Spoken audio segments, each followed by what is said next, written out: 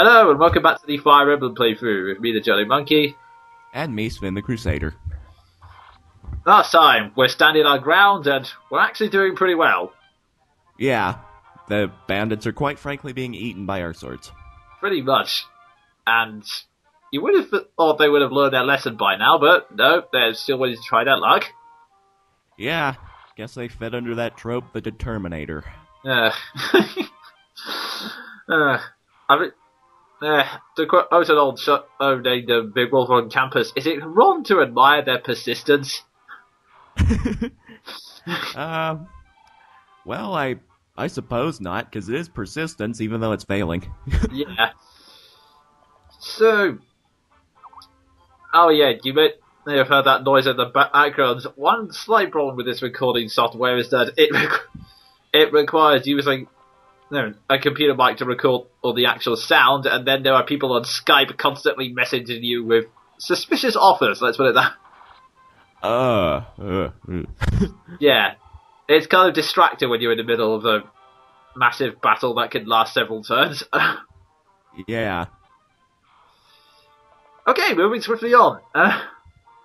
This bandit is about to get... Yeah. Crotch shot. I try to move away from discussion of that area, but anyway. I'm sorry, it just sticks in my mind.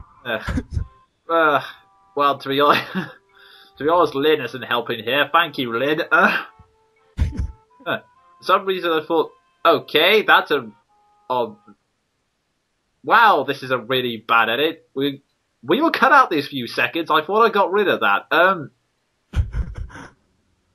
Wow, this is... Okay. Wow, that was interesting. Yeah. Okay, we're just gonna carry on like nothing happened. So, yeah, the best thing to do from here, since the Knights and Florina and Will are handling everything, so you can send Lynn and, well, Dorcas if you really want to, like, down to take care of the boss. Yeah. If you want the XP. Because, to be honest, it doesn't really affect anything else about this stage if you kill him or not. Yeah, it actually doesn't even end the chapter. Oh, no. Sometimes sometimes in later missions it will, like Sven says, killing the boss will end the chapter early, which can be incredibly useful if you're being overwhelmed. But, yeah, in this chapter it doesn't do anything at all. Yeah, so you can still keep farming these bandits for experience. Yeah. Eventually it will get to the point where, yeah, you can see right here there's barely any enemies on the map, so you can have people move around now. Yeah. And, yeah, before you get attacked, you get to choose between your swords, so I had the option of using the Manikati, but I'm going to save that for later chapters. Probably a smart idea. Yeah. Yeah, in case we haven't explained it yet, each weapon has like a durability, which means there's only a certain number of times it can be used, and frankly the Manikati is too good a weapon to use on bandits, frankly. Yeah. This weapon is too good for you. Eat my iron. Well, it's the truth. I mean, let's be honest, you can kill them practically. Yeah, they are Soldier A's after all. True. Although Soldier is kind of heroic, bandits, they just die, frankly. Yeah, they fail at robbing villages, then they die. It's such an interesting life. Yeah. Makes you wonder why they chose that career path. And this guy's trying and failing as usual to emphasize our point. Yeah. Although, actually saying that, sorry, I'm just paying attention to the fact that almost every single bandit here is using aerial attacks. Yeah, they have to jump up and try to get that headshot, and I have no idea why. God knows why. Although, then again, that was kind of part of the fun of the Game Boy Advance games. The sprite animations were a little on the fantastical side. Yeah, they were a little laws of nature defying. It was, especially that soldier who's carrying the sword about as big as he is and then spinning round through the air. Yeah. Don't quite know how that works, but So, yeah, not a lot to say about this chapter. We're just mopping up the mess that still remains. Yep.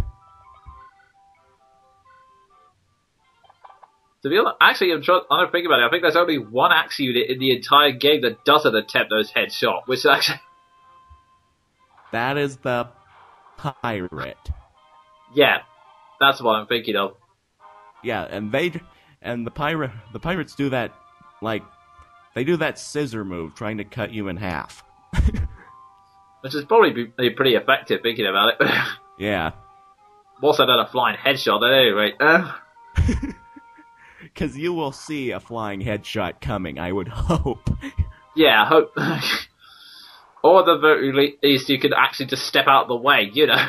Yeah. Unless you're a Power Rangers villain, in which case flying headshots are the one thing you can't avoid, I don't.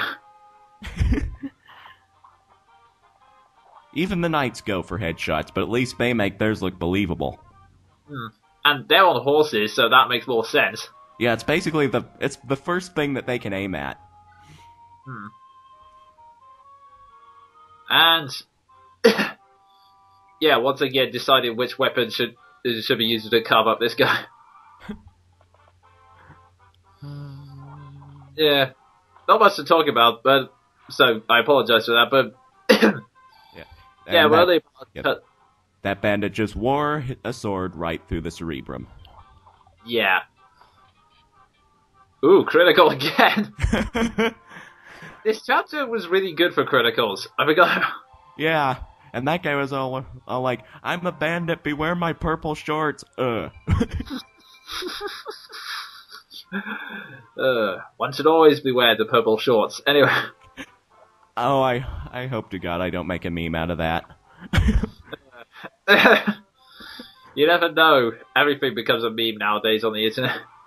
Yeah, especially with us and nice job, Ephraim, and the Soldier A meme. Oh god, yes.